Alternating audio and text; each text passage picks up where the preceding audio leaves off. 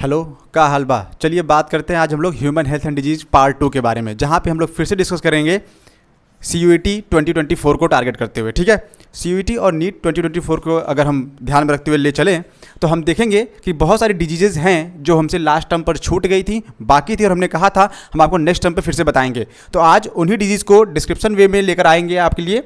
चलिए स्टार्ट करते हैं। जैसे कुछ कॉमन डिजीज़ के बारे में देखते हैं। ये क्विक रिवीजन है आपके लिए, जहाँ पे आप डिजीज़, पैथोजन, एंटीजन और साथ ही साथ में उनके कॉजेटिव एजेंट जो है उनके बारे में जान सकते हैं, या एक समरी के फॉर्म में आप लर्न कर सकते हैं तेजी से। देखिए कौन कौन सी वो डिजीज़ हैं जो कॉमन है ह्यूमन में, और सबसे ज़्यादा सवाल यहाँ से आए हुए हैं।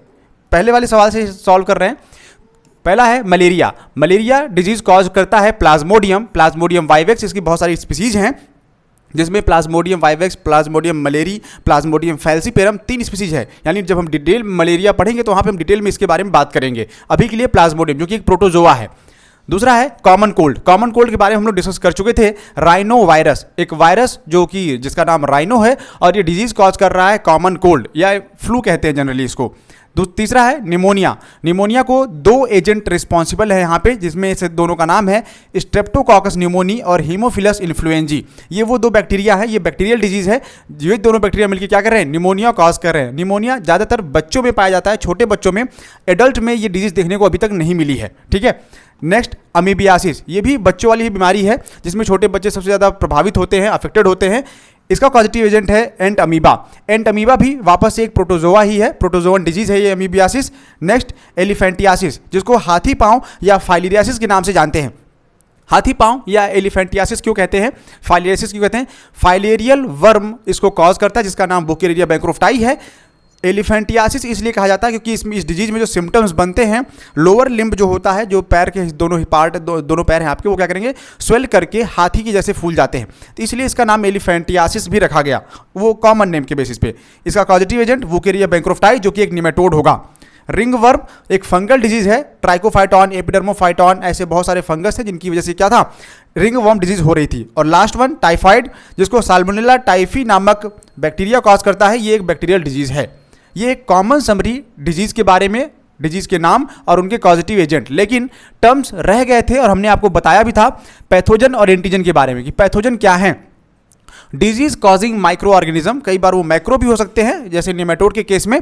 तो डिजीज कॉजिंग ऑर्गेनिज्म को हम लोग क्या बोलेंगे, पैथोजन बोलेंगे। और एंटीजन क्या है? एंटीजन का मतलब होता है समथिंग फॉरेन सब्सटेंस, कोई बाहर वाला कंपोनेंट, कोई बाहर वाला प्रोटीन, जिसके सेंस में फॉरेन सब्सटेंस, जिसके रिजल्टेंट में, या फिर ये पैथोजन का ही पार्ट हो सकता है, जिसमें that cause formation of antibodies, जिसके रिस्पॉन्स में हमारी बॉडी एंटीबॉडी प्रोड्यूस करती है, उसको हम क्या बोलते हैं, एंटीजन बोलते हैं। यानी अगर मुझे इन्फेक्शन हुआ किसी भी माइक्रो ऑर्गेनिज्म का या किसी भी पैथोजन का, तो मेरी बॉडी उस एंटीजन के यानी उस फॉरेन सब्सटेंस के रिएक्टेंट में कुछ ऐसे केमिकल्स का सिक्रेशन करेगी जिससे मेरी इम्यूनिटी स्ट्रांग होगी, या वो सेल्स उनको एंटीजन्स को किल करने का प्रयास करेंगे ताकि मैं जिंदा रह सकूं, मुझे बचाया जा सके, मुझे हेल्दी रखा जा सके।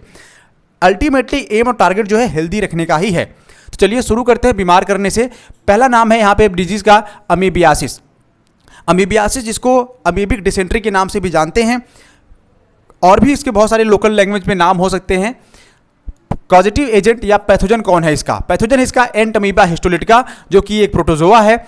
इस डिजीज में जो ऑर्गन आपके अफेक्ट होने वाले हैं उनका नाम है large intestine of the man. ये ज़्यादातर सीकम और कोलन वाले रेक्टम में पाया जाता है और वहाँ पे जाके डाइजेशन को वीक करने का प्रयास करता है और करता भी है। इसका मोड ऑफ ट्रांसमिशन क्या है? इसका मोड ऑफ ट्रांसमिशन है एक वेक्टर के द्वारा। एक वेक्टर का मतलब क्या है? वो वाहक, जो कैरियर कह सकते हैं आप उनको, जो खुद डिजीज कॉज नहीं करते लेकिन अपने साथ किसी पैथोजन को लेकर आते हैं और ले जाकर डिजीज कॉज करवाते हैं। इनको क्या बोलेंगे? इनको बोलेंगे वेक्टर। जैसे रोड साइड में जो वो छोले पानी कुलचे वाली दुकान लगती है, ठीक है, अब वहाँ से डिजीज, उनको खाने से डिजीज नहीं होती है, लेकिन क्योंकि जहाँ पे वो दुकान लगी उसके अगल बगल में गंदगी है, नाला है और ढेर सारे माइक्रो ऑर्गेनिज्म, पैथोजन वहाँ पे ग्रो कर रहे हैं। मक्खियाँ उड़ती हैं वहाँ से, जाती हैं उनके पास, बैठेंगी, कहेंगे अरे तुम तो हमारे दोस्त हो, आओ हमारे साथ चलो।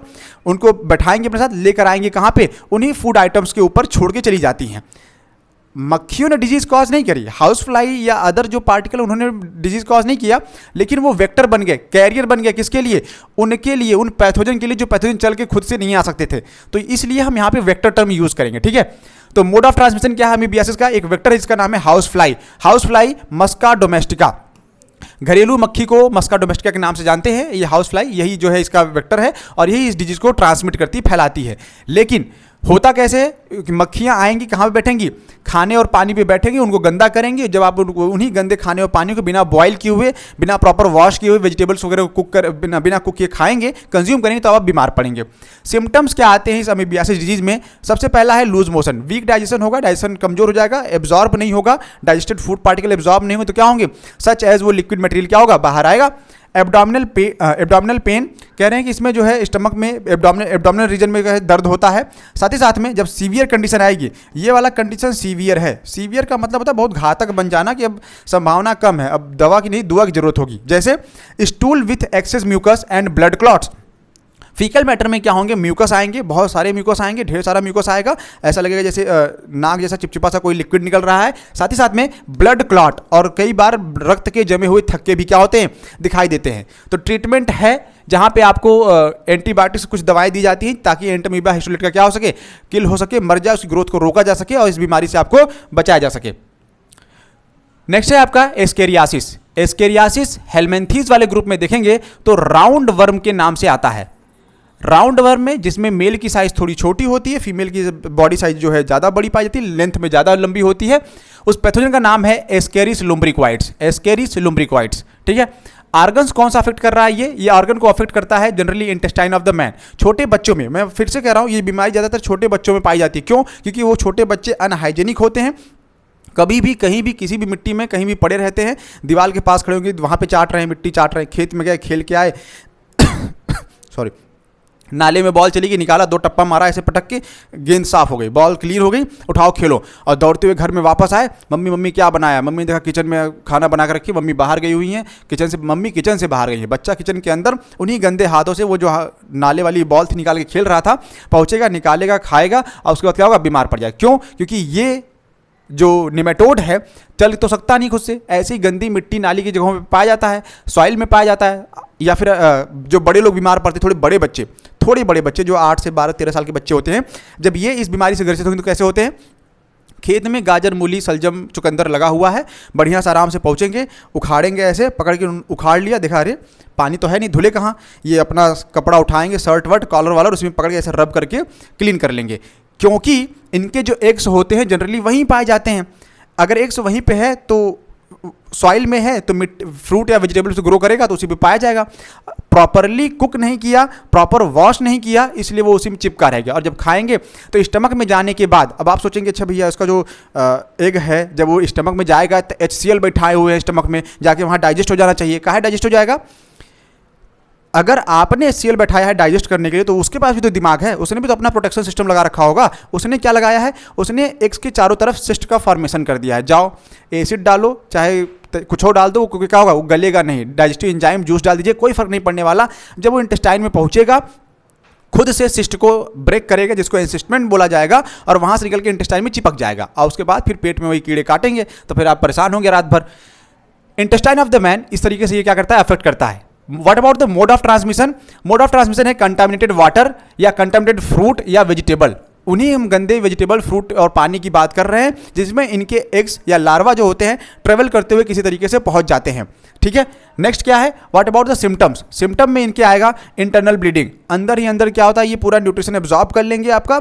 छोटे बच्चों में तो ये सबसे घातक बीमारी है, बच्चों का ग्रोथ रोक देते हैं। छोटे बच्चों का मेंटल और फिजिकल ग्रोथ क्या होता है, ब्लॉक हो जाता है। क्यों? क्योंकि सारा न्यूट्रिशन छोटे बच्चों को जो चाहिए होता है वो ये ले रहा है। जब न्यूट्रिशन इसके पास जा रहा है तो आपको क्या मिलेगा या बच्चे को क्या मिलेगा? कभी कभी इंटरनल ब्लीडिंग देखने को मिलती है इंटेस्टाइन के थ्रू। मस्कुलर पेन हमेशा जो है मसल्स में, जोड़ों में दर्द होता हुआ महसूस होगा। कई बार सिम्टम के तौर पे फीवर भी आता है, लेकिन सबसे जो मेजर है वो है एनीमिया। एनीमिया का मतलब है जब आपको न्यूट्रिशन नहीं मिल रहा है तो आपके बॉडी में आरबीसी का फॉर्मेशन नहीं होगा, यानी ब्लड नहीं बनेगा ठीक ठाक से, तो क्या हो जाएगा, रक्त की कमी को क्या बोलेंगे, deficiency of blood is equal to anaemia. तो आप यहाँ पे कह सकते हैं एनीमिया हो जाएगा, डेफिशिएंसी ऑफ ब्लड हो जाएगा, और आंखें वाखें जो होंगी, हाथ वाथ जो होंगी, ये ग्रे से रेड से क्या हो जाएंगे, ब्लू कलर में कन्वर्ट होना स्टार्ट हो जाएंगे। लेकिन सबसे मेन पर्पस जो था इसका यहाँ पे, ये है blockage of the intestinal passage. ये इंटेस्टाइनल पैसेज को ब्लॉक कर देते हैं तो पेट भरा भरा सा लगेगा, फूला फूला सा लगेगा, भूख नहीं लगेगी। भूख नहीं लगेगी, बच्चे को लगेगा अरे भूख तो लग नहीं रही है, बच्चा ग्रोथ भी नहीं कर रहा है, मेंटली चिड़चिड़ा हो गया है। इस कंडीशन में बीमारी बड़ी हो सकती है, लेकिन दवा उतनी ही आसान है, उतनी ही सरल दवा है। दवा कौन सी है? ट्रीटमेंट के नाम पे अगर आप डॉक्टर के पास जाएंगे तो एक छोटी सी बॉटल आती है जिसका नाम है एल्बेंडाजोल। एल्बेंडाजोल की छोटी सी शीशी, कहेंगे डॉक्टर कि आधी बोतल अभी, छोटी सी बोतल आती है मेरे ख्याल से, कहेंगे आधा बोतल अभी पिला दो। बच्चा ज़्यादा बड़ा है, 8, 10, 12 साल का है, पूरी बोतल पिला दो एक बार में। अगले दिन पूरा निमेटोड क्या होगा, सुबह वाली फ्लाइट पकड़ के बाहर, तो क्लीन हो जाएगा और ये बच्चा बच जाएगा। ठीक है, नेक्स्ट और लास्ट डिजीज होगी मेरे ख्याल से यहाँ पे फाइलेरियासिस, जिसको हम लोग जनरली हाथी पाँव के नाम से जानते हैं। Filariasis caused by filarial worm also known as elephantiasis. हम डिजीज की बात कर रहे हैं। फाइलेरियल वर्म को हम लोग यानी पैथोजन को हम लोग क्या बोलेंगे, यहाँ पे बोलेंगे नहीं, बोलना पड़ेगा, इसका नाम है वुकेरेरिया बैंक्रोफ्टाई। अब देखिए सवाल बड़ा आसान है, पैथोजन क्या है, वुकेरेरिया बैंक्रोफ्टाई, लेकिन बच्चे गलती करते हैं। क्यों करते हैं, क्योंकि बच्चे हैं, गलती इसलिए नहीं करते, गलती इसलिए करेंगे, यहाँ पे 2 टर्म आता है, एक है वुकेरेरिया, ध्यान से देखिएगा, और दूसरा है वाउचेरिया। वाउचेरिया आपका algae, fungi, bryophyte, pteridophyte plant वाली फैमिली में मिलेगा, लेकिन वुकेरेरिया क्या है, ये एनिमल है, ये निमेटोड है, तो आपको इस पे फोकस करना है। कई बार आपको सिमिलर रखता है वाउकेरिया वुकेरेरिया, तो आप टिक्का मार के चले आते हैं, तो टिक्का ऐसे मत मारिएगा वरना नीट आपका टिक्का मार देगा। ठीक है, तो यहाँ पे इसका ध्यान रखेंगे। आर्गन्स कौन कौन से इफेक्ट होते हैं यहाँ पे, lymphatic vessels of the lower limb. हमारी बॉडी में सर्कुलेटरी सिस्टम में जब हम देखते हैं तो वहाँ पे ब्लड वेसल्स के अलावा लिम्फेटिक वेसल्स भी पाई जाती हैं। ब्लड वेसल्स जो अपर पार्ट से लोअर पार्ट ले जाती हैं, और लिम्फेटिक वेसल्स जो लोअर पार्ट से फ्लूइड को अपर पार्ट में ले आती हैं। उन्हीं लिम्फेटिक वेसल को क्या करता है, लिम्फ नोड पे जाके ब्लॉक करेगा। लिम्फेटिक वेसल में कहाँ पे, लिम्फ नोड, लोअर लिम्फ वाले नोड को क्या करता है, ब्लॉक कर देगा, जो कि कहाँ पे आता है, पेल्विक रीजन के पास आएगा। ब्लॉक कर देगा तो फ्लूइड जो नीचे जा रहा है वो तो ठीक है, लेकिन ऊपर आ नहीं पाएगा। जब ऊपर आ नहीं पाएगा तो वो जो लोअर लिम्ब है, पैर है, वो क्या होंगे, स्वेल करके धीरे धीरे हाथी जैसे हो जाएंगे। इसके अलावा ये अफेक्ट करता है आपके जेनिटल ऑर्गन को। जनरली मेल्स में जेनिटल ऑर्गन को ये अफेक्ट करता हुआ पाया गया है अभी तक के लिए। मोड ऑफ ट्रांसमिशन क्या है, मैंने वेक्टर की बात करी थी। वेक्टर का मतलब जो वाहक होता है, जो सिर्फ फैलाता है, इसमें इसका कोई रोल नहीं है, इसकी वजह से कॉज नहीं होता है। तो यहाँ पे जो मॉस्किटो है उसका नाम है क्यूलेक्स मॉस्किटो, बहुत ही खतरनाक मॉस्किटो है। इसकी फैमिली की 3 बहनें हैं, क्यूलेक्स है, एडीज है, एनाफिलीज है, और तीनों फीमेल मॉस्किटो क्या करती हैं, बाइट करती हैं। क्योंकि जनरली आप जानते हैं फीमेल मॉस्किटो ही बाइट करती है, मेल मॉस्किटो आपको बाइट करता ही नहीं। खून चूसने का अधिकार, एकाधिकार जो है सिर्फ महिलाओं के पास है। यहाँ पे भी देखिए तीनों मॉस्किटो हैं, तीनों ही क्या करती है, ब्लड सक करती हैं, और ब्लड सकिंग के दौरान ही क्या करती हैं, ये अपने अपने पैथोजन को ट्रांसफर कर देती हैं। तो हम इसके बारे में डिस्क्रिप्शन लेकर आएंगे लास्ट में। सिम्टम्स क्या क्या बनते हैं यहाँ पे इस डिजीज में, क्रोनिक इन्फ्लेमेशन होगा, जलन की अनुभूति हो सकती है, स्वेलिंग बन जाएगी। अब नॉर्मल स्वेलिंग होगी कहाँ पे, लोअर लिम्ब में, लोअर पार्ट में, या फिर स्क्रॉटम में। स्क्रॉटम वो पाउच है जहाँ पे टेस्टिस पाया जाता है। ठीक है, तो ये एक छोटा सा डिस्क्रिप्शन डिजीज के बारे में। लेकिन सबसे लास्ट पॉइंट में आप देखेंगे यहाँ पे वो डिजीज जहाँ पे हमें कंपैरिजन करना था कि वो 3 मॉस्किटो के बारे में, डिजीज, पैथोजन और वेक्टर। डिजीज है आपका malaria caused by Plasmodium, vector कौन सा है यहाँ पे, एनाफिलीज। अब यही वेक्टर वाला पार्ट क्या है, इंपॉर्टेंट होता है, क्योंकि सवाल यहीं से आएंगे कि पूछेगा बताइए वेक्टर किसका, एनाफिलीज किसका वेक्टर है, क्यूलेक्स किसका है, एडीज किसकी है। फाइलेरियासिस यानी वुकेरिया बैंक्रोफ्टाई जिसको काज कर रहा है, इसमें क्यूलेक्स मॉस्किटो, तीनों के तीनों केस में हम फीमेल की बात कर रहे हैं, क्योंकि बाइटिंग का काम जो है फीमेल का है। और लास्ट में डेंगू, डेंगू कॉज होता है डेन वायरस से, den 1, den 2, den 3, den 4, den 5 ऐसे वायरस हैं, इसके नाम है। और इसका वेक्टर है एडिस इजिप्टाई, यानी डेंगू वायरस जो है या डेन वायरस जो है वो ट्रांसमिट होता है, फैलता है एडिस इजिप्टाई से।